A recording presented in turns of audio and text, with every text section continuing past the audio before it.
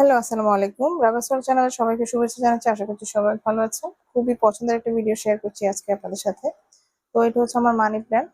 এটাকে আমি যে ২ টা লতা বেরিয়েছে এগুলোকে ছোট, ছোট করে কাটবো। কেটে আমি এক্সট্রা আরেকটি টবে লাগাবো। তো এটা চাইলে আপনারা মাটিতে লাগাতে পারেন অথবা পানিতে লাগাতে পারেন। যার যেরকম পছন্দ। আমি ৩ টাই কেটেছি। ছোট্ট একটা এরকম লতা থেকেই কিন্তু আমার অনেকগুলো মানি প্ল্যান্ট হয়েছে। তো তার জন্য আমি একটা কাঁচের জার নিয়ে নিয়েছি। এই হচ্ছে আমার মানি প্ল্যান্টের কাটা অংশগুলো। আর এখানে কিছু পাথর আছে।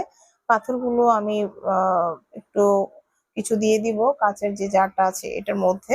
এরপর আমি পানি দিয়ে আমি হচ্ছে আমার মানি প্ল্যান্টটা লাগিয়ে দিব। হ্যাঁ, তো এখানে কিছুদিন পরে এগুলো শিকড় বের হবে। শিকড় সহ একটা জিনিস খেয়াল রাখবেন যে আপনারা যে শিকড়টা পাতার নিচে বা পাতার সাইডে যে শিকড়টা বের হয় সেটা সহই কিন্তু আপনারা কাটবেন কাটার সময়। হ্যাঁ, আর যেহেতু আমি পানিতে লাগাচ্ছি পাথরগুলো দিয়ে দিলাম। এরপরে হচ্ছে আমি আমার যে মানি প্ল্যান্ট আছে সেগুলো দিয়ে দিলাম।